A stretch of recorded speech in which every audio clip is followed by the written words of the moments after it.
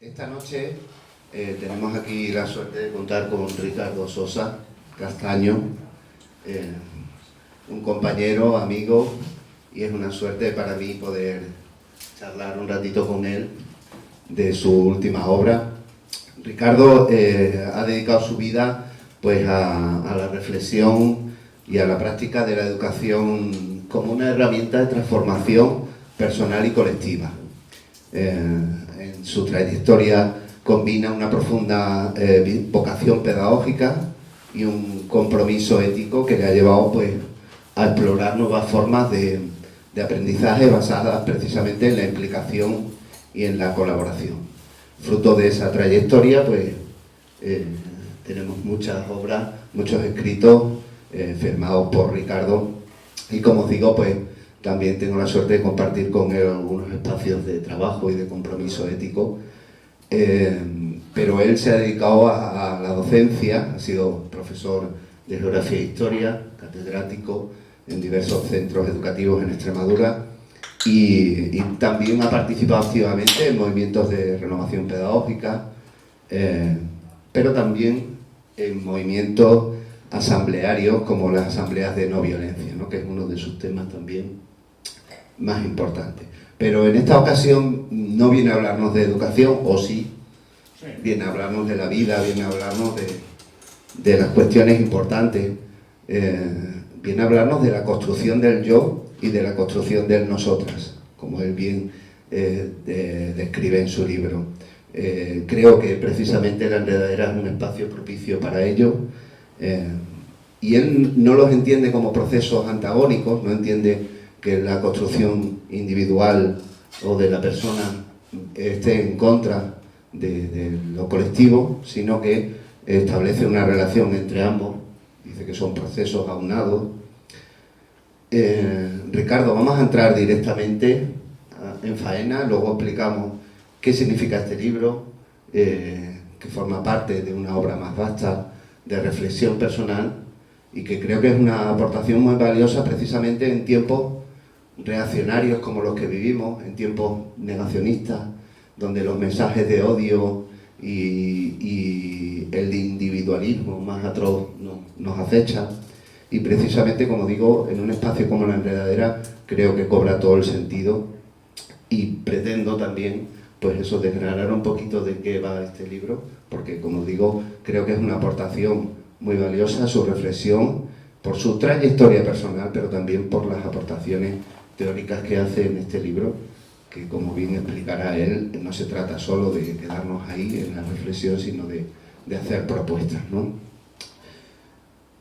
La primera pregunta es clara, Ricardo. ¿Cómo podemos crear y consolidar precisamente esos grupos que favorezcan simultáneamente la construcción personal y colectiva, promoviendo un sentido de identidad personal y fortaleciendo también las individualidades? ¿Vale? Es un tema complejo, es un tema, pero que tú con tu sabiduría nos vas a iluminar. Con mi sabiduría y con el micrófono. A ver, se trataría en primer lugar de hablar como de tres posibles contradicciones falsas que nos están haciendo daño. La primera es de la que hablaba Raúl. Con frecuencia da la impresión de que o se sacrifica a la persona o se sacrifica al grupo. Y con frecuencia tenemos metida en la cabeza que solo se puede desarrollar la persona sacrificando al grupo, o que solo se puede sacrificar, o sea, desarrollar el grupo sacrificando a la persona. Esa es la primera gran contradicción. Y hace un pequeño paréntesis, porque el concepto de sacrificio me parece importante. Hay sacrificio no cuando hay esfuerzo. El esfuerzo es necesario para llevar a cabo lo que cada persona o cada grupo proyecta. Eso no se puede hacer sin esfuerzo. Pero hay sacrificio cuando alguien se ve obligado, un grupo o una persona se ven obligados a hacer algo que no quieren hacer. Y entonces se sacrifican, ¿no? La palabra tiene un origen un poco extraño y no vamos a entrar en ello. yo puedo adoptar un compromiso que me cuesta en un momento determinado trabajo, pero es mi opción, lo he decidido autónomamente, tal vez en otro momento, pero lo he decidido autónomamente y respondo con él con mi esfuerzo. Y ese esfuerzo hay veces que estará acompañado de una recompensa emocional, pues porque sucede así, pues suelen ser los principios de los proyectos en los cuales se ve uno muy animado y muy capaz de...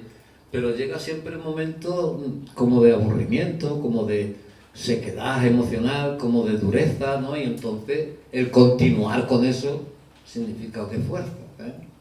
Bueno, pues digamos que yo estoy en contra del sacrificio, no en contra del esfuerzo. El esfuerzo me parece necesario y el compromiso, pero siempre que sea una decisión autónoma de la persona o del grupo. A lo mejor decisión que tomó en otro momento, pero que de alguna manera responde a su voluntad, a su autonomía, a su capacidad para pensar por sí, para sentir por sí, para decidir por sí, ¿vale? Claro, a veces sucede y se encuentra uno con personas así y uno mismo, ¿no? O una misma, que cuando llega el momento de realizar algo a lo que te has comprometido, pues resulta que no tienes ganas. No estamos hablando de eso, ¿no? Eso no es un sacrificio, eso es hacer honor a lo que has decidido en una circunstancia en la que pudiste decidir autónomamente. La segunda contradicción importante, que tiene que ver no tanto con grupos como los nuestros, pero sí con grupos mayores, es la contradicción entre el grupo pequeño y el grupo grande. A veces en el grupo grande no se quiere que se desarrollen grupos pequeños, porque pueden generar división, porque pueden generar... Y a veces también se enfoca como un sacrificio. Hay que sacrificar mi grupo más próximo, mi grupo de afinidad, mi grupo de intimidad, la gente que tengo más próxima, en aras de lo que es un grupo mayor. Mal asunto. Si tenemos que sacrificar el yo para construir el nosotras, o tenemos que sacrificar el nosotras para construir el yo, algo está mal planteado. Si tenemos que sacrificar el grupo más cercano para que el grupo más lejano funcione, algo está mal planteado. Esa es la tesis, esas son las tesis. Y luego hay una tercera, y ya te paso el micrófono, que es ese conflicto entre acción y cuidado. Es decir, este grupo es para hacer cosas y por lo tanto todo lo que sea cuidado es perder el tiempo, o este grupo es para cuidarse y estamos aquí solo para cuidarnos y no tenemos que actuar, ¿no? Entonces, bueno, a ver si somos capaces en nuestra práctica y en nuestro sentir pensar, que dice la gente, de coordinar ambas cosas, de aunar ambas cosas. O sea, yo no me puedo desarrollar como persona sino dentro de un grupo, porque yo soy un animal social, soy un ser social, muy social. Yo no puedo estar en un grupo grande a gusto si no puedo estar a gusto con mi grupo más próximo y más cercano y más afín. Y yo no puedo estar en un grupo donde la acción se come al cuidado o el cuidado se come a la acción.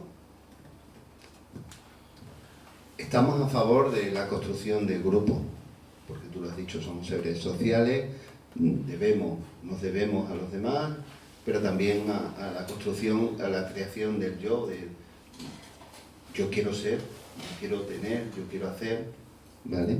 Has hablado precisamente ahora de esos grupos de intimidad, de proximidad.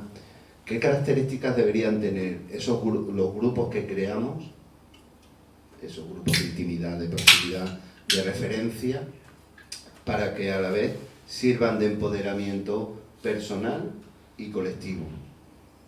¿Vale? Como veis, para una noche de viernes está muy bien.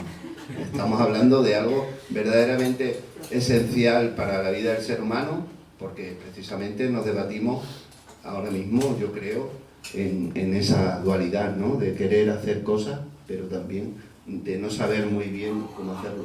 Y vivimos también tiempos en los que se construyen, se crean esos grupos y vemos cómo se difumina, ¿no? ¿Qué características deben tener esos grupos para que permitan un empoderamiento personal y colectivo?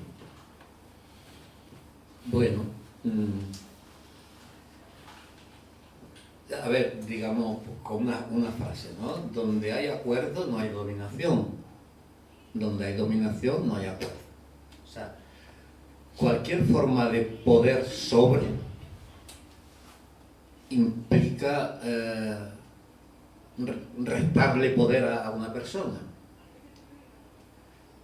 Bueno, aquí hay estos conceptos. Hay un tipo que se llama Holloway, que es muy querido por mí y que tiene un precioso libro que se llama Cómo cambiar el mundo sin tomar el poder. Y este habla de poder para y poder sobre. Necesitamos el poder para. O sea, nosotros tenemos que tener poder para hacer cosas, para hacer lo que queremos hacer, para llevar a la acción nuestras necesidades, nuestros deseos, nuestros proyectos. Y esto ya viene de más atrás, pero voy a intentar no citar cosas que siempre uno tiene esa mala costumbre. Pero el poder para se desarrolla ejercitándolo. No se desarrolla pensando en él ni hablando de él. En la medida en que nosotros ejercemos nuestro poder, nos empoderamos, que es una expresión, digamos, bastante habitual. En esa medida desarrollamos nuestro poder y nos desarrollamos nosotros al desarrollar nuestro poder. ¿Eso qué significa? Pues que en un grupo donde yo no puedo intervenir en la propuesta, yo no puedo intervenir en el análisis, yo no puedo intervenir en la toma de decisiones, yo no puedo intervenir en la acción, yo soy dirigido, subordinado, liderado, pues entonces eso no me permite desarrollarme porque no puedo ejercer mi poder. Y mi poder solo se desarrolla si lo ejerzo. Decía un tipo que llamaba Spinoza, que era muy listo. Entonces, hay muchas cosas, ¿no? Pero la primera cosa de la que nosotros hablamos en CADA, ya que hay más gente de CADA, pues es del clima de grupo. Y el clima de grupo se construye sobre 3 peldaños, se construye sobre que la gente se conozca. Y que la gente se conozca significa mucho más de lo que parece a primera vista, porque no hay un límite. Hay veces que la gente dice, ya te conozco muy bien, pero si no me conozco ni yo, como no. Es decir, no hay límite en ese conocimiento, siempre hay bastante más cosas que conocer. Entonces, el conocer cómo piensa la gente, qué es lo que quiere, cuáles son sus necesidades, cuáles son sus aspiraciones, cuáles son sus esperanzas, cuáles son sus miedos, cuál es su nivel de compromiso. Eso es un proceso en el que hay que trabajar. En CADA, pues sabemos que eso es un proceso que se da naturalmente, o que se debería dar naturalmente. En la medida en que tú estás colaborando en un tipo de proyecto, en un tipo de acción, vas conociendo a la gente. Pero hay veces que eso no funciona, pues porque no vivimos en una cultura predominante que permita que la gente se conozca. Y entonces, pues nosotros introducimos dinámicas de esas de conocimiento, pues vamos a hablar de qué pensamos sobre tal cosa. Y entonces, por ejemplo, pues lo escribimos en un papelito, damos un tiempo para que la gente lo piense personal y autónomamente y en silencio, y luego se comparte, no se debate. Yo qué sé, cada uno utiliza las técnicas que puede. Simplemente quiero decir que viviendo en una cultura como la que nos oprime, a veces es necesario hacer cosas específicas para que la gente se conozca, porque si no, de manera natural y espontánea, eso no se produce. Sobre el conocimiento se construye el aprecio, el afecto, y no hay afecto ni aprecio si no hay conocimiento. Y en la medida en que conoces, aprecias.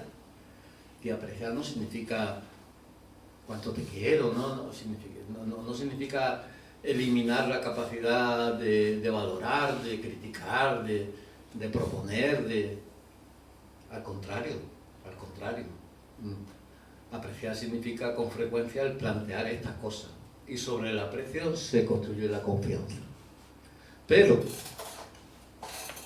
el punto importante para mí, y aquí llegamos a una de las cosas centrales del libro, el punto importante para mí del aprendizaje, de todo tipo de aprendizaje y de autoconstrucción, está en la toma de decisiones y en la acción. Y por lo tanto, lo importante es que en un grupo la toma de decisiones sea de verdad colectiva, pero colectiva desde la A hasta la Z. Imaginaros que sois los dirigentes de un gran grupo sindical, político, y llegáis y decís, tenemos que decidir si mañana hacemos una manifestación a las 12 en tal sitio con tal recorrido. Pero, ¿qué participación es esa? ¿Qué participación es esa? ¿Qué tengo que decir? ¿Sí o no? Y se me ha consultado desde el principio si era procedente una manifestación, si era procedente de este momento, si había otras opciones, si no las había. ¿Por qué tengo que decidir sobre un marco ya delimitado de antemano por personas que no han contado conmigo para delimitar ese marco? O sea que cuando hablamos de una participación integral, horizontal e igualitaria, estamos hablando de cosas muy exigentes. Y si eso no se da, yo no puedo desarrollar mi poder y por lo tanto mi poder, no puedo desarrollar mi autonomía, y por lo tanto se me está impidiendo ser yo dentro de un grupo, y tengo que sacrificarme para que el grupo... Y eso no funciona, ¿no? Porque revienta tarde o temprano, o yo salgo corriendo, o el grupo se deshace, o yo qué sé, o me estoy anulando. Toma, que hablo mucho. Bueno, en la presentación he obviado que Ricardo es uno de los fundadores de Colectivo Cala, ya ha hablado, y entiendo que la mayoría conocéis ese espacio, y luego hablaremos también de él. Siempre te has interesado, como bien acabas de explicar, por las dinámicas de poder y cómo esas dinámicas influyen en las personas, en la vida de las personas, ¿no? Muchos de los que estamos aquí, muchas de las que estamos aquí participamos activamente en distintos grupos. Algunos de ellos hemos vivido pues esas dinámicas de poder y sufrido. Has participado y participas en movimientos sociales y culturales que intentan además transformar la vida de las personas, ¿no? Pero esos cambios, dices, no se dan sin una explicación consciente y activa. ¿Serías capaz de esbozar o de describir algunos de esos grupos en los que se dan esas dinámicas y como una luz positiva? Aquí estamos siempre, la enredadera es eso, es crear red, ¿no? Y para las personas que creemos en una vida comunitaria necesitamos ver esas luces, ¿no? Y sentir esas luces que existen. Mañana precisamente hay una reunión de colectivos sociales en Cáceres muy importante y que creo que también podrías hablarnos en Extremadura, aterrizando todo eso que estamos hablando y hablando de cosas concretas. Sí, lo puedo intentar. A ver, este tipo de enfoque que se basa en el cuidado del grupo, el cuidado de la participación, el cuidado del clima, yo creo que han ido ganando terreno. Y hay cada vez más grupos que le dan un espacio. Sigue habiendo muchos grupos en los que esto parece una pérdida de tiempo, pero no todos los grupos son así. Yo todavía recuerdo una de las actividades gordas del 15M en Madrid, que nos repartimos por grupo y había un grupo de muchas cosas y había un grupo feminista. Iba a los otros grupos que no eran nada feministas, sino todo lo contrario, y eran tipos de mi edad o no mucho más jóvenes echando discursos. te acercabas al grupo feminista que estaban allí. Esto fue en un parque, estábamos todo el mundo sentado en el suelo y estaban divididos en pequeños grupos, con portavoces que se rotaban de cada pequeño grupo, con puntos concretos que había que debatir. Y tú dices, bueno, por lo menos esta gente han dado un paso. Yo veo ahora mismo, por ejemplo, Colectivos en Lucha, que es un colectivo que compartimos, bueno, una red de apoyo mutuo que compartimos, ¿no? Entre otras razones, solemos tomar las decisiones por acuerdo, ¿no? Que yo recuerde, no hemos votado nunca. Y tenemos unas formas de coordinación que son rotativas. Teóricamente, cada 6 meses, Raúl lleva más tiempo, pues 2 personas sustituyen a las 2 personas que están. Y Raúl y una chica que se llama Elvira, pues son los terceros coordinadores en el tiempo que llevamos. La rotación es otro de los elementos importantes. En ese encuentro que tenemos mañana en Cáceres, pues la gente de La Muela y la gente de la Algarroba me han pedido a mí, o a Alcada, o a mí, que haga un mini taller sobre cómo se pueden crear redes de colaboración o redes de apoyo mutuo. Bueno, solo el hecho de esa petición ya implica que la gente está por lo menos empezando a pensar que eso es importante y que todo el tiempo que se dedique a crear otra clase de grupos no es tiempo perdido. Y no son tonterías, ¿no? Todavía recuerdo una vez que alguien le dijo a alguien, pues si necesitas expresar tus emociones, vete al psicólogo. Y claro, uno dice, bueno, ¿qué clase de grupo puede ser estable así? No sé si tenéis la impresión, pero yo tengo la impresión de que estamos continuamente construyendo cosas que se vienen abajo. Viene la ola animante y empezamos a levantar la pared, pero la pared está mal levantada, no está equilibrada. Llega la ola de para abajo, como la que estamos, y se tambalea y se cae. Y a la siguiente ola ha empezado otra vez casi de cero, porque las cosas pierden continuidad. Da la impresión de que nuestra impaciencia nos lleva a buscar atajos y los atajos no nos llevan a donde queremos ir, sino que nos llevan a otro sitio. Y ya digo una frase que me gusta mucho, que no es mía, es de una señora que se llama Audre Lorde, y que dice: las herramientas del amo nunca desmontarán la casa del amo. Y es una frase muy profunda, porque ¿cuáles son las herramientas del amo que nosotros terminamos usando? Pues esas que estamos diciendo, el poder sobre, es decir, el creer que vamos a cambiar la realidad a base de grupos jerárquicos. Unos mandan más, unos hablan más, otros mandan menos, otros son nada más que los machacas, los que hacen lo que han decidido. ¿Cómo se va a construir otra sociedad si se está utilizando las herramientas que son el fundamento de este sistema, ¿no? Por ejemplo,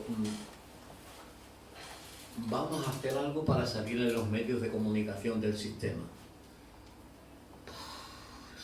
Eso plantea muchas cosas, porque decir, pero tú no tienes un camino autónomo por el que tú quieres transitar y ir de la A a la B y de la B a la C. Es que eso es muy lento y muy trabajoso. Bueno, pues es lo que hay. Es decir, cuando intentamos ahorrarnos el trabajo concienzudo y lento que conduce de verdad a donde queremos llegar, terminamos yendo a un sitio donde no queríamos ir. Y terminamos siendo, como en muchos casos, la izquierda. Esto no sé si es para hablar de política, pero como en muchos casos la izquierda oficial, que termina siendo el principal sostenedor del sistema, cuando se supone que la izquierda estaba para montar otro sistema diferente. Os dais cuenta por dónde van las cosas, ¿no? Ya os digo que la obra... Libre de educación, pero... Sí. además, hablando de autonomía y de libertad, tú utilizas una expresión que es trascender la ética predominante, ¿no? Se trata de ir más allá, de crear otras herramientas y de crear otras alternativas, pero también has mencionado que siempre en esas dinámicas, y casi todas las personas que estamos aquí seguro que ya nos están revoloteando imágenes de personas o ejemplos concretos de esas dinámicas de poder nocivas que muchas veces pues han destruido los grupos y que han hecho que proyectos preciosos pues acaben dilapidándose, ¿no?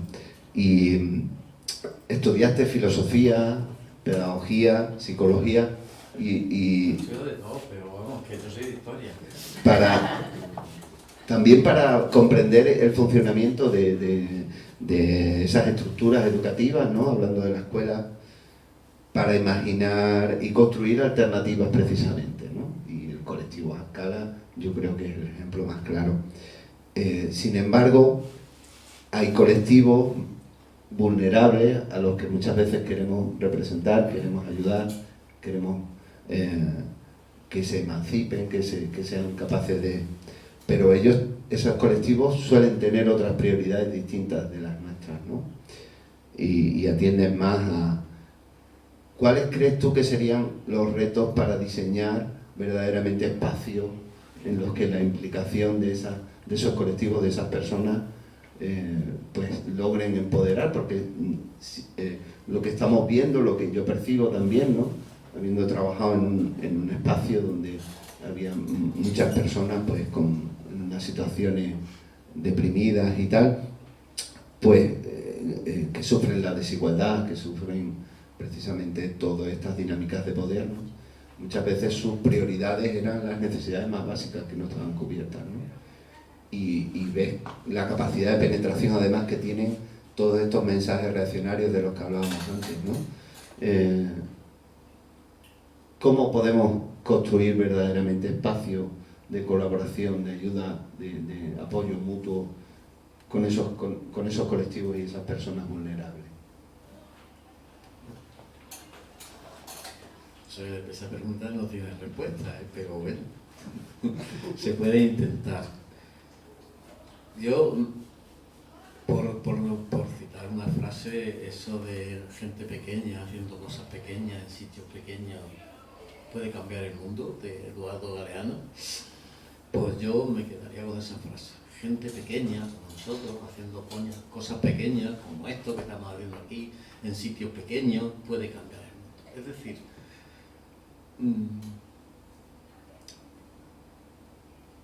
desterrar el pensamiento mágico.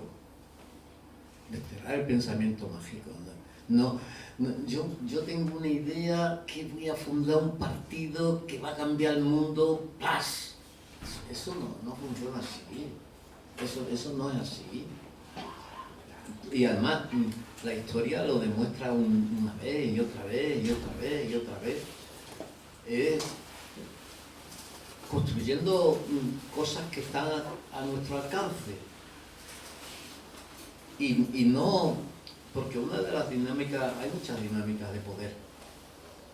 Y una de las dinámicas es, de las más habituales, es la salvación. Y la gente de izquierda, sobre todo aquellos que hemos sido educados en el cristianismo, nos han metido la salvación por los dos lados. Hay que salvar a la gente. Pero si es que no hay que salvar a la gente. Salvar a la gente es situarte por encima de la gente, es situarte fuera de la gente, es situarte fuera del colectivo, es querer meter desde fuera y desde arriba cosas que tienen que salir desde abajo y desde dentro. Y si no salen, pues no salen. Pero tú no puedes sustituir. ¿Y cuál es la situación? La situación real. La situación real es que cuando se les permite, salen. Es decir, cuando a la gente se les permite organizarse autónomamente, claro, normalmente en situaciones de catástrofe, ¿no? Pero se organiza. ¿Cómo se llama el libro ese de la Rebecca Solnit? Bueno, hay un libro muy bonito en el que habla de cómo la gente se organiza en las catástrofes. Se refiere un poco al Katrina y a todo lo que el Katrina supuso, ¿no? Y entonces está... No venga aquí a distraerme al personaje, ¿eh? Y entonces ahí demuestra cómo la gente de abajo se pone a hacer cosas. La gente de abajo se pone a hacer cosas. Y la gente de arriba parte del principio de estos van a acabar con nosotros, estos nos van a comer, van a aprovechar esto para matarnos. Lo que hay que hacer es militarizar, llamar a la policía, organizar un grupo de autodefensa. Eso pasó en el Katrina y pasa muchas veces en las catástrofes. Hemos vivido, los que tenemos mucha edad, hemos vivido épocas muy diferentes. Yo os podría contar largo y tendido de cómo se montó el Sindicato de Obreros del Campo en Azuaga. En Azuaga, que no es un pueblo así, hombre, tiene una tradición, Azuaga tiene una tradición. La gente. Y la gente que era del PCE era del Sindicato de Obreros del Campo. Y la gente que era del PSOE era del Sindicato de Obreros del Campo. Porque no había más que el Sindicato de Obreros del Campo. Y porque era de verdad un grupo que hacía cosas y donde se escuchaba a la gente. Y donde teníamos una referencia que era un jornalero al que llamaba la gente el pájaro. Y que es la persona de la que más he aprendido en mi vida. Y no puedo hablar de él sin emocionarme. Ya murió. Un jornalero que era una referencia increíble. Bueno.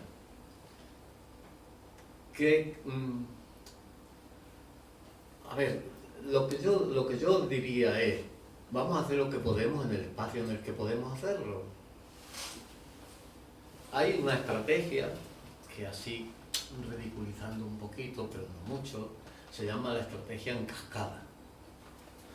La gente más fina le llama la estrategia de los 2 pasos, que es: primero tomaremos el poder y luego desde el poder ya vamos a cambiar la sociedad. Mira, eso no ha funcionado en la vida. Eso no ha funcionado en la vida. Pero, y es la misma estrategia de la cascada, ¿no? Llenamos de aquí baja para abajo, luego baja para abajo, en cascada, y se va todo llenando de agua. Eso que no ha funcionado, que históricamente no ha funcionado. Luego hay otra estrategia que es mancha de aceite. Esa es la que yo defiendo. Entonces, aquí la enredadera es una mancha de aceite. Y una mancha de aceite, como toda la mancha de aceite, se va expandiendo de forma natural. Crece por lo que hace. No tiene que andar por ahí vendiéndose. No, es que no es necesario. Y entonces esa mancha de aceite llegará un momento en que, claro, ahora mismo hay pequeñas manchitas de aceite medio perdidas, islas, pero islas con vocación de archipiélago. Y archipiélagos con vocación de continente. ¿Por qué? A ver, ya no somos marginales, somos minoría. Pues sí, somos minoría, incluso somos una minoría muy minoritaria, pero no estamos fuera del escenario, no estamos fuera, estamos dentro del escenario, tenemos un papel pues, que mucha gente no aprecia o que no percibe, porque no disponemos de los medios para difundir a todo aquello que se hace. ¿Cuánta gente conoce la enredadera en Extremadura? Pues a lo mejor muy poca. ¿Cuánta gente la conoce en Mérida? Bueno, bastante más gente. ¿Y hay algún colectivo que haga tantas actividades como la enredadera? Pero si la enredadera es un sin vivir, es todo el día haciendo cosas, ¿sabes? Todo el día haciendo cosas. ¿Por qué crees que estoy yo aquí hoy? Pues porque se cayó una. Que si no, a mí me tocaba en la mera, ¿no? En enero o sea que esto es vale. A ver, hay dos cosas, 2 estrategias, y las 2 son necesarias. Una estrategia necesaria es la estrategia de resistir. Nos agreden, pues tratamos de defendernos. están tomando medidas que van contra la gente, contra los derechos de las personas, pues tratamos de actuar. Y otra estrategia es crear otras cosas,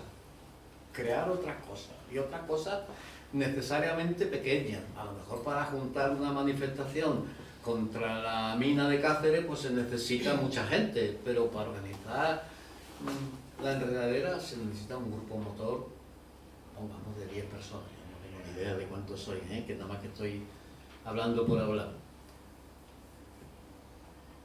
Por lo tanto, nosotros nos movemos dentro de un ámbito, y dentro de ese ámbito es dentro del que tenemos que actuar. No tenemos que andar salvando el mundo, porque es precisamente actuando dentro de ese ámbito como salvamos el mundo. Ahora, y termino ya, de momento. A mí me gustaría que la gente que se dedica a crear también resistiera. Es muy difícil tener la creación de un proyecto como tu principal proyecto que te ocupa mucho tiempo y también tener la creación de un movimiento de protesta contra la vivienda, que ahora mismo hace muchísima falta. Pues no, pero tú puedes estar en primera línea en una cosa y en segunda línea en otra cosa, y viceversa. Y eso se va dando. Pero mi experiencia es que la gente que se dedica a crear cosas no suele participar en los movimientos de resistencia, y la gente que resiste no suele participar en la creación. Entonces, bueno, pues a ver cómo conseguimos que no vamos a estar en primera línea en todas partes, pero sí podemos estar en segunda línea. Es decir, pues si estamos en primera línea en un proyecto que es propio, que es de 5 personas, que es de 10 personas, y que estamos poniendo en pie algo que representa un cambio. Y voy a decir otra cosa. El micro es tuyo. Somos mucha más gente de la que nos parece. A ver, ¿quiénes son los nuestros? ¿Quiénes son las nuestras? Hay una pareja que está intentando establecer unas relaciones igualitarias y que está intentando hacer un tipo de pareja de otra manera, con respeto, con sinceridad, compartiendo cosas. ¿Esos son los nuestros? ¿Quiénes van a ser los nuestros? ¿Los que dan discurso? A lo mejor sí, porque si además de dar discurso hacen cosas, yo qué voy a decir yo, ¿no? Pero y aquella gente que está intentando, por ejemplo, una profesora que no es de ningún sindicato, ni tiene una actividad así, ni ha leído a Gramsci, ni a Kropotkin, ni no sé qué, pero trata a la gente con respeto, la trata con cariño, se preocupa de sus aprendizajes, escucha. Pues esos son de los nuestros. ¿Quiénes van a ser de los nuestros si no? Aquellas personas que han leído a Gramsci, a Kropotkin, a no sé quién, y tratan a sus alumnos como si fueran enemigos declarados. Esos no son de los nuestros. Así que a lo mejor somos, por una parte, menos de lo que nos creemos, pero por otra parte somos más de lo que nos creemos, porque hay mucha gente pequeña intentando hacer cosas pequeñas en muchos sitios, o al menos esa es mi esperanza. Ya os dije que iba a ser muy interesante las reflexiones, escuchar a Ricardo. Volviendo a uno de esos espacios que de lo poco que conozco, que es la educación pública, que aquí nos preocupa especialmente. Hacemos un ciclo cada temporada sobre la educación pública en defensa de la escuela pública. Se titula el ciclo que está ahora mismo desarrollándose en la Enredadera. La escuela siempre se ha debatido un poco entre dos líneas de acción, ¿no? Entre el continuismo social, ¿sí?, o la transformación. Te pido una reflexión sobre la escuela pública y el papel que tiene, que desempeña ahora mismo en la escuela pública en nuestro país, teniendo en cuenta lo que está pasando, sobre todo en muchos territorios, con la escuela pública, y qué papel tiene en esa transformación social, en la igualdad de oportunidades. A ver, Yo creo que lo primero que tenemos que hacer es que la escuela pública sea pública y no pensar que la escuela estatal es pública, de por sí. La escuela estatal es del Estado. El Estado no es público, por lo tanto la escuela no es pública. Porque el Estado no obedece a los intereses del pueblo. Es un sistema que está hecho para otra cosa. Por lo tanto, esto tiene mucho que ver con los movimientos de renovación pedagógica, en que, como bien dijiste, me pasé muchísimos años bastante activo. Y intentamos definir una escuela pública que estuviera al servicio de la gente, que estuviera abierta al pueblo, que estuviera abierta al entorno inmediato, que de verdad se centrara en el aprendizaje y no la enseñanza. Eso sería lo primero. Y la cosa está en que solo se puede hacer desde la escuela pública, y por eso es tan importante. Es decir, no hay manera de llegar a una educación popular generalizada y de calidad y sin que sean al menos los colectivos del Estado. El Estado, como ya sabéis, pues no es solo el gobierno. El Estado son las comunidades autónomas y el Estado son los municipios también. Y ojalá los municipios tuvieran el poder que perdieron. Y ojalá tuviéramos un municipalismo alternativo y un municipalismo con capacidad económica suficiente para sostener proyectos de enseñanza. La historia de los movimientos de renovación pedagógica en este país es una historia muy triste. Tengo que decirlo así. Es una cosa, un movimiento tan potente, tan fuerte, con tanta vitalidad también en la propuesta.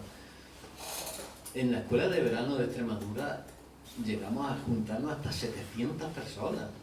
700 personas, 700 maestros y profesores, sobre todo maestros y maestras, porque de profesores de secundaria estábamos menos, que parece que somos mucho más listos y no necesitamos ir a esos sitios.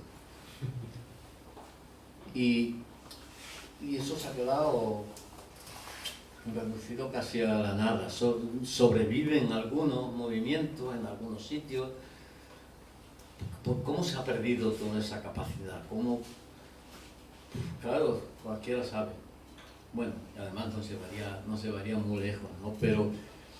Pero la defensa de la escuela pública es también la defensa de la autonomía de los centros. Y aquí volvemos al principio, y enlazamos con el tema, es decir, si un centro de educación pública tiene que dedicar una parte muy importante de su tiempo a aplicar cosas que han decidido en otros lados y a rellenar papeles para demostrar que están siendo buenos y a ser calificados externamente, y entonces lo primero que tenemos que hacer es luchar contra eso. Un centro tiene que ser autónomo.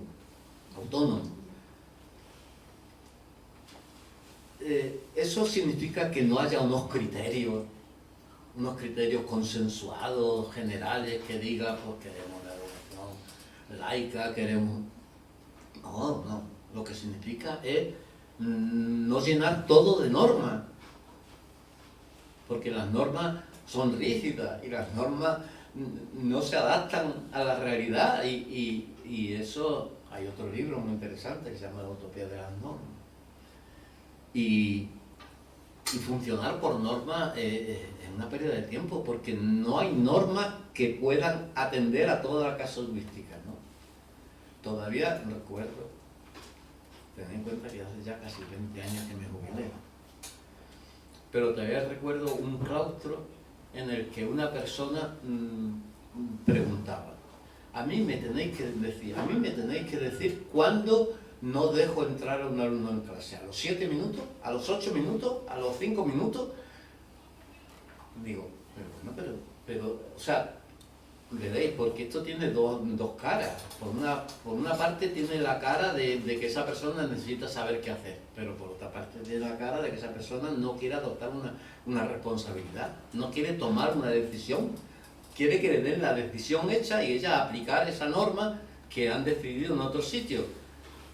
No se considera capaz de aplicar, y decir, pues depende del chico, depende de si lo está haciendo todos los días, depende de la explicación que te dé cuando tú se lo preguntes, yo qué sé, depende de tantas cosas que no hay casuística, no.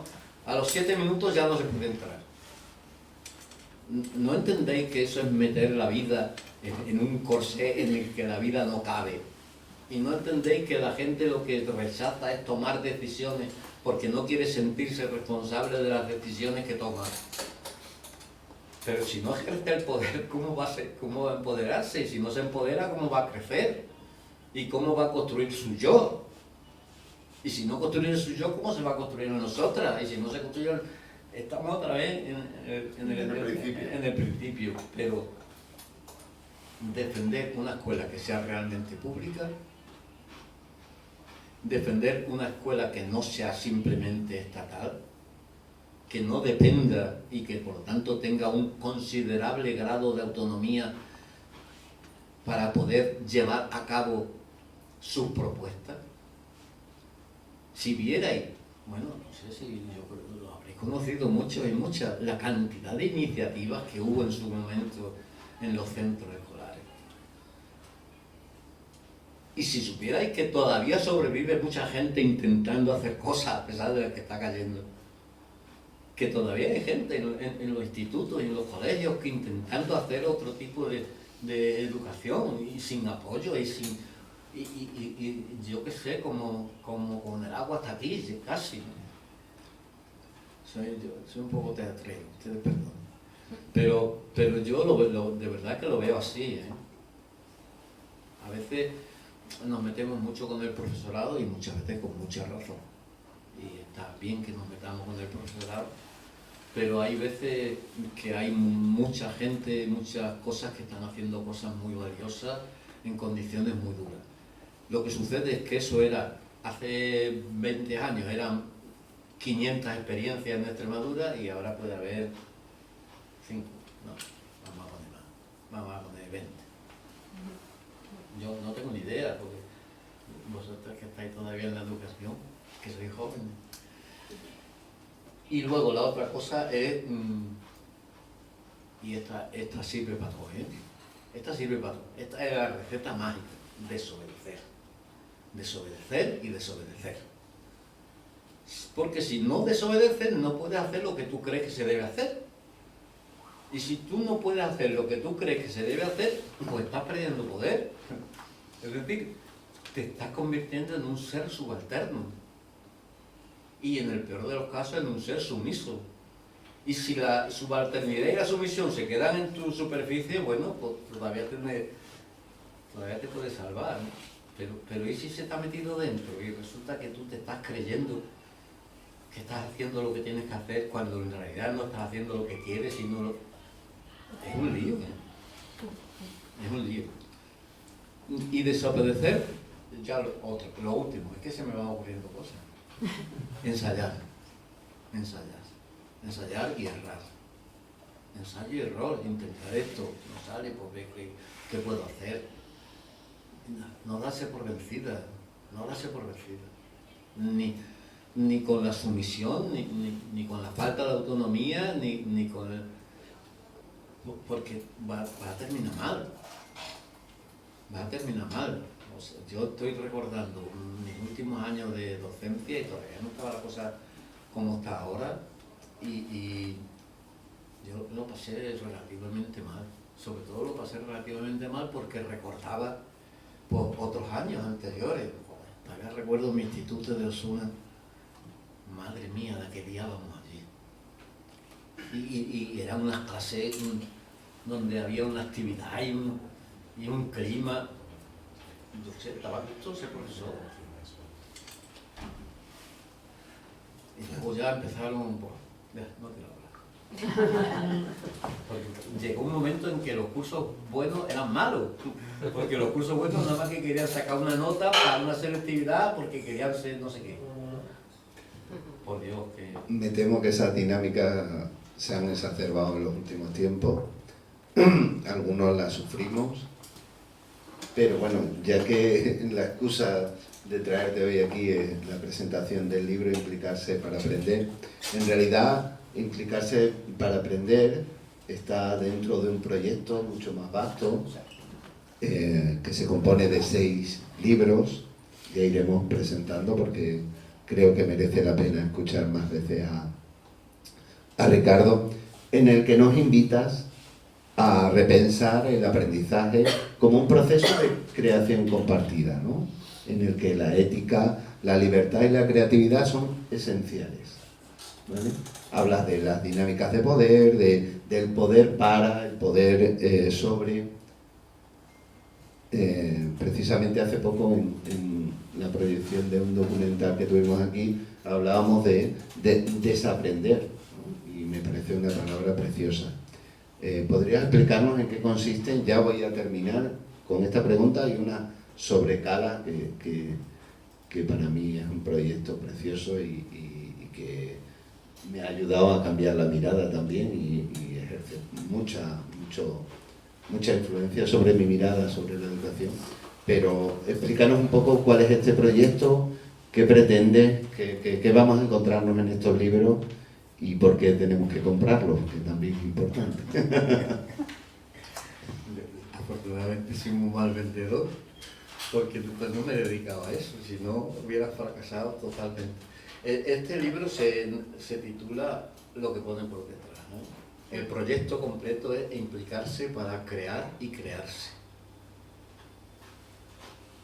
Y este primero se llama Implicarse para aprender y es una reflexión sobre los procesos de implicación.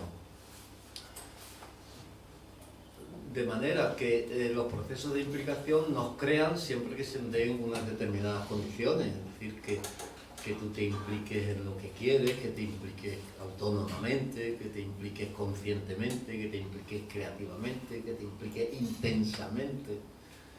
Y entonces, de eso es de lo que aprendemos. Cuando decimos aprender de la vida, hablamos de eso. Este libro es un poco como las bases, ¿no? Las bases de los planteamientos, los conceptos fundamentales. Aquí hay pues, muchas de las cosas de cómo aprendemos, de qué significa aprender, cómo nos implicamos. Y comienza con una frase que se reproduce en la contraportada y es que cuando tomamos conciencia de quiénes somos, por lo menos aunque sea inicialmente, a menos cuando tenemos 14 años, 15 años, 16 años, nos vamos dando cuenta poco a poco de que tenemos la cabeza ya amueblada, llena de muebles, que no son muebles que hayamos elegido, que son muebles a los que nos hemos acostumbrado, que en el mejor de los casos nos parecen aceptables, pero la adolescencia es precisamente esa revisión de tu amueblamiento. Lo que quiero decir aquí es que, sobre todo desde el punto de vista ético, nuestra educación ética ha sido sin nuestro consentimiento. Es decir, que nos encontramos con valores, con mandatos, con cosas que no son nuestras, que no han salido de nosotros. Es posible que reaccionemos con mucha fuerza y mandemos a hacer puñetas a nuestros padres, a nuestras madres, a nuestros maestros. Bueno, eso está bien, propio de la adolescencia. Pero la cuestión está en que el reaprendizaje, el desaprendizaje y el reaprendizaje ético significa una lucha contra. Es una lucha contra lo que te han metido en la cabeza y es una lucha contra lo que predomina en la sociedad. Afortunadamente, esto también habla del libro habla de cosas. Pero cuando hay una situación que llamábamos hace unos años de pensamiento único, es decir, de una hegemonía tal, de una forma de enfocar la vida y de enfocar la sociedad que ni se nos ocurría pensar algo fuera del texto, pues entonces es muy difícil oponerse a eso. Yo estuve 2 años en Holanda dando clases y había allí un holandés que estaba casado con una española y decía, si es que a nosotros no nos hace falta que nos manipulen, si es que cada 3 años cambiamos de casa para mejor, cada 3 años cambiamos de sueldo para mejor, cada 3 años cambiamos de coche para mejor, con eso ya estamos bien manipulados. Bueno, pues eso se ha acabado. Eso se ha acabado. Entonces, ahora existe, por una parte, una situación que va cada vez más claramente hacia la crisis, pero al menos una situación que ya es un predominio mayoritario, pero no hegemónico. Ya hay gente que piensa fuera del texto. Estamos aquí nosotros que pensamos fuera del texto. Si no, no estaríamos aquí, porque no son sitios donde está la gente que piensa dentro del texto. Porque pensar fuera del texto es dudar y combatir, ¿no? Bueno, el proyecto tiene mucho que ver con la actividad de Cala y va, igual pedagógicamente está mal planteado, pero en el orden lógico es el orden que he seguido, es decir, empezar un poco por las bases teóricas y luego terminar. Los 4 últimos libros estarán llenos de propuestas. Igual tenía que haber empezado al revés, que es lo más pedagógico, empezar con las propuestas, pero claro, es que entonces no se entendían, no se hubieran entendido. Total, que si esto se va a hacer muy duro, pues empezáis por el sexto y ya está. Y luego ya cuando los libros de propuestas, hay un profe, un catedrático de la Universidad de Valencia con el que trabajamos, se llama, que además era compañero mío de los movimientos de renovación pedagógica, que un día se acercó, el Jaume, se acercó y dice, ahora estoy empezando a entender por qué hacéis lo que hacéis y cómo lo hacéis, refiriéndose a Cala.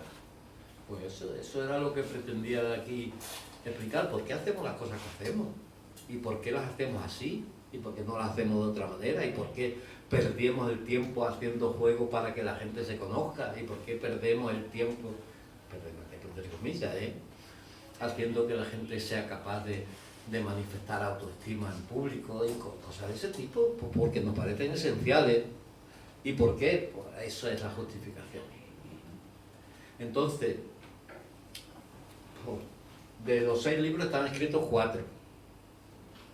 El quinto, teóricamente es el más sencillo porque es un poco el más práctico.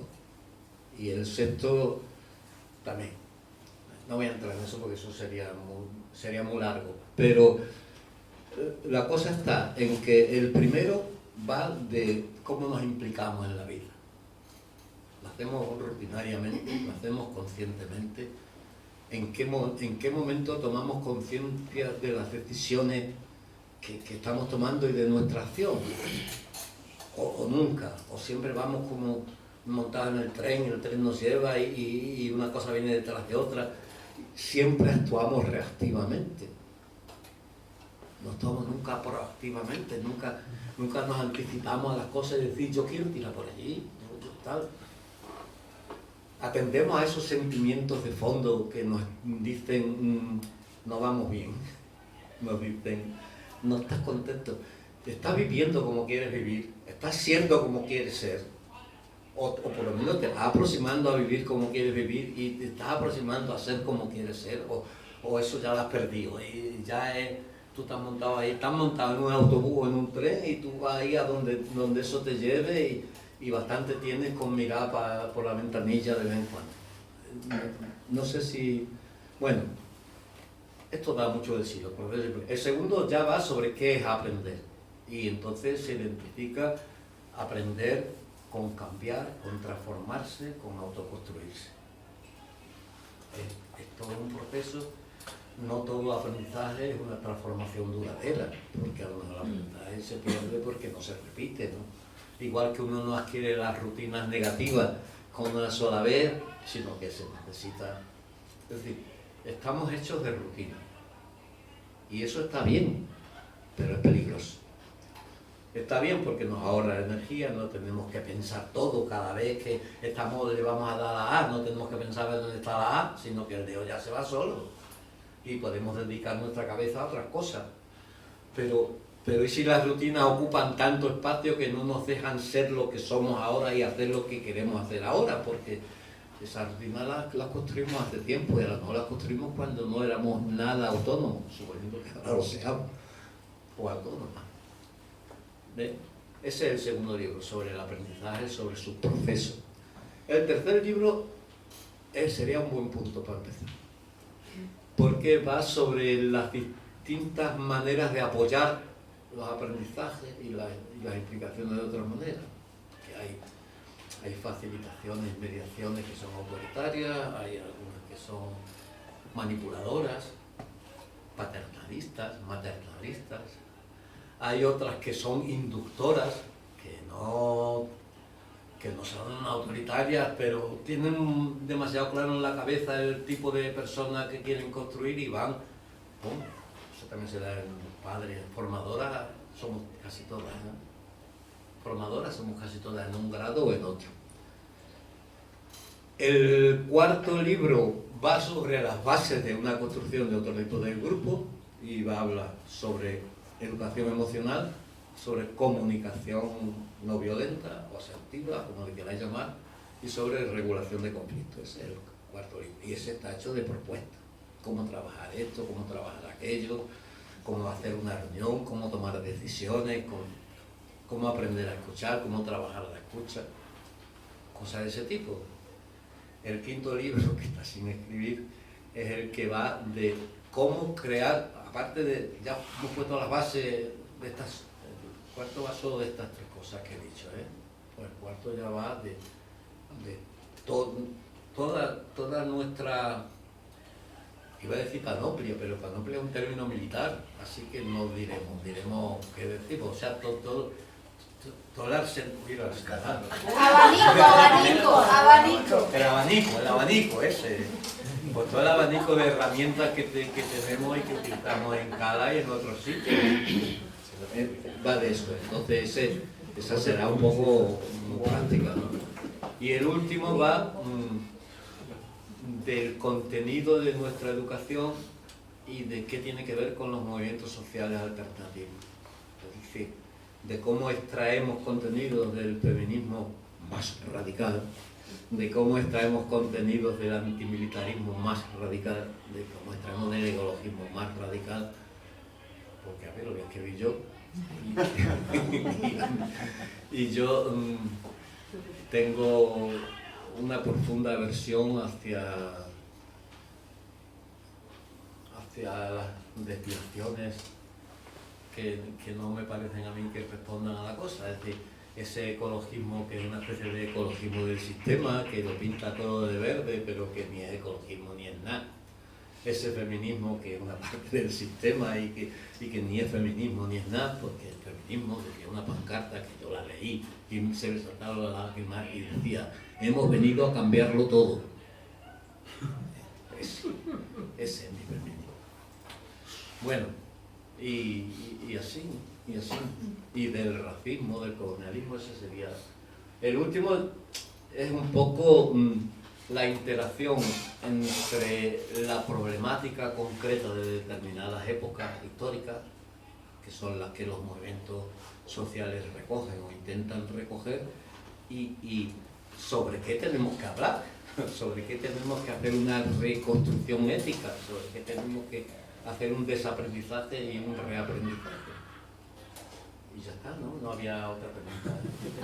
No, ya no te la voy a hacer porque nos habíamos comprometido a 45 minutos, nos hemos ido a la hora y 5 y preferiría que las personas que están aquí te hicieran las preguntas. Yo me encantaría hablar de Cala, de los proyectos, de cómo esos principios de los que hablas en tus libros se plasman en realidades y en proyectos, pero, insisto, creo que es más bonito escuchar a otras personas, ¿vale? En cualquier caso, sí que es verdad que fíjate, estás hablando de reflexiones muy profundas, me parece una obra, en cualquier caso, mayúscula y que esperamos con... Si es que luego dices que la enredadera tiene muchas actividades, si solo contigo podemos hacer un ciclo de un año entero, traerte todos los viernes y hablar aquí y disertar. En fin, palabras, por favor,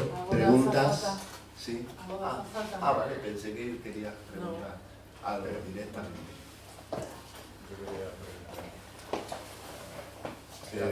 Buenas, yo quería preguntar, tú que tienes un largo recorrido o mucha experiencia, ¿cuál es el problema de que hoy la gente no se implique o no tenga ese compromiso con movimientos sociales o movimientos de cambio? Hay como un poco de pasividad, ¿no? A la hora de implicarse, no por el sacrificio, ya el compromiso, ¿no? O gente que le guste algún proyecto o algo así. Tú que tienes más experiencia. Uy, es que más de preguntas que no tienen respuesta, o por lo menos yo no la tengo, ¿eh? Pero sí que puedo decir, a ver, yo creo que hay modas. Y creo que las modas no dependen de la influencia de los medios, aunque en parte dependen de la influencia de los medios. O sea, el sistema tiene ciertas aptitudes para crear modas. Y la historia va así, en onda. Cuando estamos en la onda ascendente de los movimientos sociales nos creemos que eso va a durar siempre. Y cuando vemos que no dura siempre, pues, a ver, nos desanimamos. Pero es que cuando estamos en la ola descendente nos creemos que eso va a durar siempre. Pero no, la historia es así. Y además eso de verdad que está poco estudiado, porque en el libro yo le dedico un capítulo a eso y estuve buscando por ahí y es difícil encontrar. O sea, es como que en la época, cada época tiene como una tendencia dominante. Yo recuerdo en mi universidad, el año 67, 68 famoso. A la gente de derecha les daba vergüenza decir que eran de derecha, disimulaban. Los profes, que eran unos carcas, venían y te preguntaban, ¿cómo vamos? ¿Cómo va el movimiento? ¿El movimiento? ¿Qué movimiento? ¿De qué estás hablando? Era así, y era como algo que está en el ambiente y que parece que se te impone porque como que lo respiras, ¿no? Ahora estamos en la otra onda. Ahora la moda es... El otro día me dijo una compañera, no me acuerdo quién era, que cuando pasa lista ya hay alumnos que se levantan y dicen presente. Madre mía, por Dios. Madre mía. Pero eso, ¿cómo se puede consentir eso? Bueno, no. Ya veremos cada uno lo afronta como puede y como cree, ensaya respuestas y las que le funcionan. Esa es una cosa. La otra cosa es, bueno, voy a decirlo como se me ha ocurrido, y es la traición de la izquierda. O sea, las izquierdas han dejado de ser izquierdas, la izquierda se ha convertido en un puntal fundamental del sistema, y ahora el sistema tiene el sistema y el antisistema, y los dos son del sistema. Porque, ¿qué es el fascismo? ¿Y qué son los movimientos fascistas? Pues un movimiento que defiende los intereses del sistema, pero que aparentemente va contra el sistema. Por lo tanto, ahora tenemos que nos hemos quedado, ya no somos ni el sistema ni el antisistema, y vamos a ser cada vez menos sistema. Es decir, los partidos políticos moderados van a tener progresivamente un papel cada vez menor. Y aquí ya viene la frase que me gusta a mí: o nos radicalizamos o nos hundimos. porque estoy convencido de eso, es decir, y radicalizarse significa ir a la raíz, decir lo que pensamos, decir la verdad, no andar siempre con tácticas del corto plazo, no andar jugando al billar, pues si ya jugaba uno, bueno, yo también juego, pero había uno que, ¿por qué hay que jugar al billar? Pues yo voy a mover esta bola para que le dé aquella y luego aquella bola le va a dar aquella otra. Eso no es un pensamiento transformador y es estar como atado por las herramientas del sistema. A ver, yo tengo amigos que pertenecen a grupos políticos y yo mismo he sido pues diputado de la asamblea esta, donde una de las cosas que les dije en mi despedida es que debatían bastante peor que mis alumnas y mis alumnos. Porque la verdad. Bueno, eso es otro tema. Pero no representamos una alternativa clara y creíble. Y no somos capaces de construir cosas que se basen en la autonomía de las personas y de los grupos pequeños. Y ahora ya volvemos al principio. Es que claro, si tú tienes personas autónomas tomando decisiones propias y haciendo sus cosas, y tienes grupos pequeños que se coordinan con otros grupos mayores, pero que no funcionan jerárquicamente, que funcionan autónomamente, y que representan claramente una opción creativa con respecto al futuro, que no solamente hablan, sino que hacen cosas y que ponen en pie cosas y apoyan, yo qué sé, apoyan otro tipo de creación, de construcción de viviendas, apoyan, pero realmente, incluso si fuera posible con las propias manos,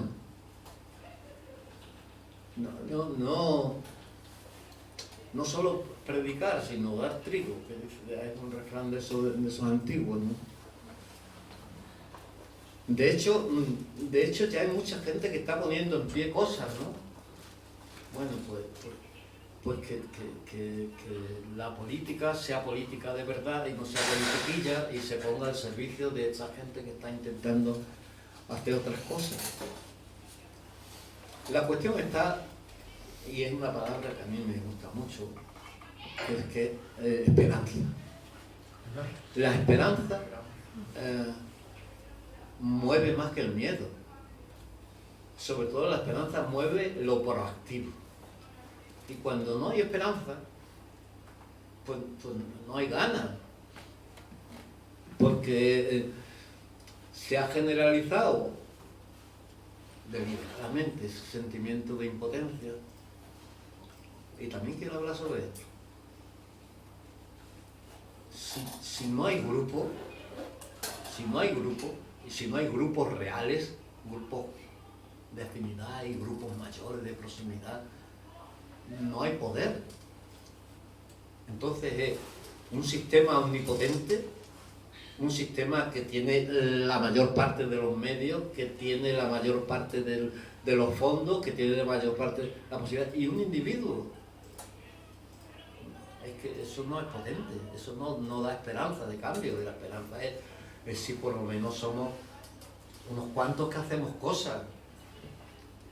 Es el filósofo del que antes os hablaba. Más palabras. Decía, es una cosa muy... Cuando resistimos colectivamente, la resistencia colectiva produce alegría. Decía. Y la creatividad colectiva produce gozo. Y el gozo está por encima de la alegría. La alegría está muy bien, ¿eh? O sea, resistir colectivamente y salir a la calle a dar voces, eso está muy bien y produce alegría. Lo habréis experimentado, y si no lo habéis experimentado, pues a ver, eso que habéis perdido. Pero es que el colectivamente intentar generar cosas y proyectos, eso es algo más que la alegría. El proceso de construcción del Escala daba mucho gozo y lo da. Si os parece, le damos la palabra a Damián, que había pedido alguna palabra más, y si no, vamos cerrando y nos tomamos después una cervecita con el paté vegano que ha traído Ricardo, con un poquito de queso que tenemos por ahí, a petición mía. Se va a tomar un tinto. Ah, vale. También abriremos un tinto. Venga, Damián. Un tinto de Fuente de Canto, del que tomaba Zurbarán. Seamos breves, que son las 10 menos 25. Os pido a los dos, conociendo como os conozco, que seáis breves. Que hay una parturienta aquí y no quiero que me vean. Yo voy a intentar ser breve, pero con esa presión no sé si lo conseguiré. En fin. Depende de todo lo mío. Vuelvo al principio. Bueno, lo primero que tengo que decirte, Ricardo, es que muchísimas gracias. Has descrito un paisaje que evidentemente nos resulta familiar, por el que transitamos, bello, y que como todo lo bello, pues también tiene sus partes chungas. Hay jaras y hay espinas en las que te engancha y te desgarra el vestidito, ¿no? Pero ahí está. Quería volver al principio, porque me parece muy interesante toda esa antinomia que planteas entre el yo y la construcción del nosotras o del nosotros, ¿no? Me da la sensación, esa es la pregunta que te quiero hacer, que puede ser una cuestión de calidades según se desarrolle la formación del yo. Me explico. Normalmente nos han educado para ser competitivos, para triunfar, para escalar en la escala social y llegar al máximo. No importan los cadáveres que dejemos en el camino, no importan los daños colaterales. La pregunta es, si en lugar de educarnos así, nos educaran de una manera donde los valores que cotizasen fuese la solidaridad, el apoyo mutuo, etcétera, etcétera, yo me prepararía para ser mucho mejor, pero no para triunfar, sino para poder aportar más al grupo. Es decir, que el grupo lo construiría desde esa idea de un yo soberbio, bien construido, porque aporta. Es decir, que la sociedad sería una justa posición de individualidades entendidas así. No sé si me explico o si efectivamente esa divorcio absoluto entre los dos yo podía tener algo que ver con, bueno, pues con una capacidad o una posibilidad de cierta mejora. ¿Ya? El próximo libro es el de Damián. A ver, la cosa está en que el sistema no está fuera, el sistema está dentro. El sistema está dentro. Y dentro de lo que tenemos asimilado del sistema, el jerarquismo es clave. Es que no somos capaces de concebir cosas no jerárquicas. De tal manera que ha habido incluso autores de esos que uno lee que dicen que eso viene ya en nuestra dotación genética. No me lo creo. No es posible. Entonces, la cuestión es, la primera cosa, construir grupos que permitan la autoconstrucción personal. No se va a hacer sin conflicto, pero que ese es otro de los temas. Es que da la impresión de que cada vez que oímos la palabra conflicto decimos por aquí no hay que tirar. Pues no señor, pues por ahí no hay que tirar. Es decir, claro que va a haber conflictos, pero si los conflictos se resuelven mediante acuerdo, entonces todas las partes crecen. Y donde hay acuerdo no hay dominación, y donde hay dominación no hay acuerdo. Eso está claro. O sea que el proceso de construcción de otro tipo de grupos que permitan el desarrollo de las personas necesariamente va a ser un proceso conflictivo. Y necesariamente va a ser un proceso contra lo predominante. Y la única opción es proporcionar esa vivencia. O sea, ojalá y todo el mundo tuviera la vivencia de estar en un grupo donde se está bien, de estar en un grupo donde va a haber conflictos, claro, sin duda, pero si además es que si no estaría el grupo muerto, ¿no? pero esos conflictos se resuelven y el grupo crece. Un conflicto, decimos nosotros en el CALA, es un escalón. Tú subes ese escalón, cuesta trabajo, pero una vez que lo has subido, has crecido como grupo. Claro, si te encuentras con un conflicto que el escalón es muy grande, pues entonces ahí te puedes parar, porque tienes que andar buscando. Pero ese es el asunto. El asunto es que estamos inmersos en un... Es volviendo otra vez a la defensa de lo pequeño. Es que no veo otra cosa. No veo otra cosa. Y no porque lo pequeño sea lo definitivo, sino porque es el primer paso. O sea, tú tienes un grupo de gente muy cercana, gente a la que conoces, gente a la que quieres. Estoy mirando aquí hasta la primera fila, que son la gente de mi grupo. Gente en la que confía y donde puedes tomar decisiones, donde puedes abordar conflictos, y conflictos que se están produciendo, pero se están produciendo continuamente, no es que no... Pero esto es un poco de autobombo, pero de verdad el CALA es un grupo. No es una entelequia, no es teoría, no. El CALA es un grupo real. Grupo real, de gente que se conoce, que se quiere, que confía y que hace cosas y que tiene conflictos y que intenta resolverlos como va pudiendo, y aquí hay muchas historias. Y tener la experiencia proporcional como maestro, como profesor, esa experiencia de un grupo que trabaja y que es capaz de hacer cosas conjuntamente sin jerarquismo. Eso es una experiencia, es como experimentar el placer del aprendizaje. ¿Cómo va a querer la gente aprender si no ha experimentado nunca el placer que significa aprender? Porque es que aprender es una cosa muy placentera. Y estamos hechos para experimentar placer cuando aprendemos. Y además es un placer que se siente físicamente, porque eso va sobre la parte emocional, que a su vez va sobre la parte física. Y hay dopamina y endorfina y todas esas cosas. A ver si no como aquel señor que dice la leyenda, salió de la bañera diciendo eureka, eureka, desnudo, de la felicidad que le había entrado porque había descubierto el principio de...